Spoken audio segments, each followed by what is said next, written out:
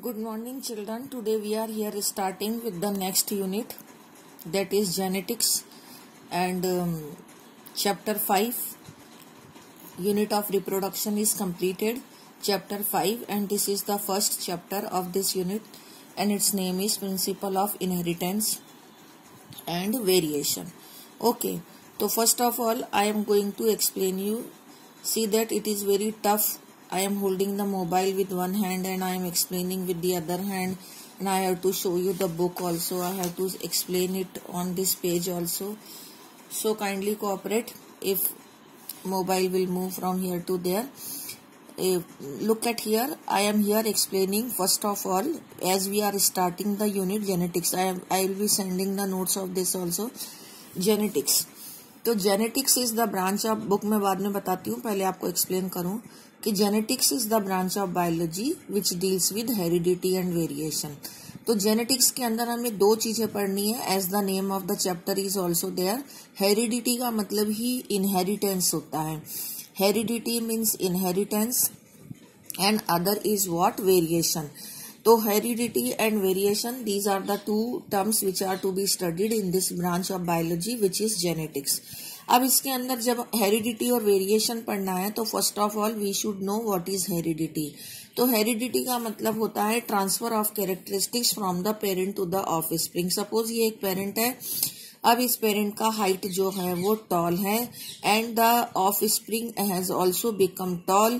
तो इस तरह से the transfer of characteristics from the parent to the offspring is called as what, heredity. इसी को इनहेरिटेंस भी बोलते हैं. इनहेरिटेंस मतलब these are called as inherited characteristics if the character has transferred from the parent to the offspring. अब इसी के अंदर दूसरा टर्म आ जाता है वेरिएशन. वेरिएशन का मतलब होता है डिससिमिलरिटीज. अगर पेरेंट के कैरेक्टर उसके ऑफ स्प्रिंग से मैच नहीं करते हैं. Suppose the parent is tall.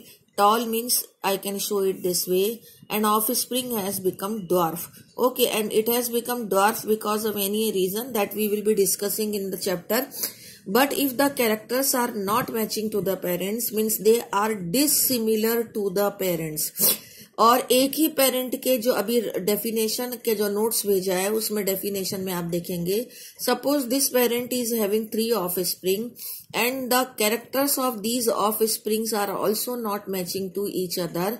तो जैसे मैंने ये छोटा बना दिया, ये बड़ा बना दिया, और आई कैन से कि ये हाइट में छोटा है, ये हाइट में टॉल है.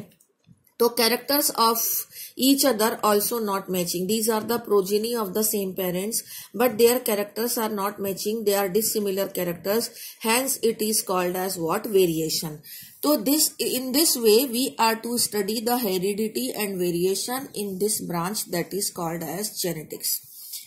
अब genetics को study किसने किया? तो here they have given in this book also कि what they have given कि suppose जो बुक में दे रखा है वही एग्जाम्पल अगर हम लें तो like the elephant produces the elephant only, similar kind of organisms are produced. Mango produces the mango plant. This you have done in the reproduction chapter also.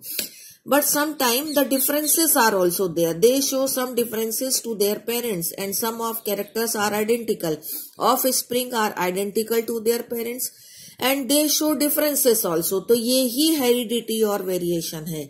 अगर वो identical characteristics हैं तो they are called as heredity character.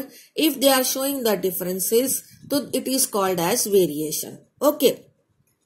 So this subject, as you may also underline in your book, this subject deals with the inheritance as well as the variation of the character. ये genetics की definition दे रखी है कि ये heredity और variation को study करता है या उसकी study genetics में की जाती है.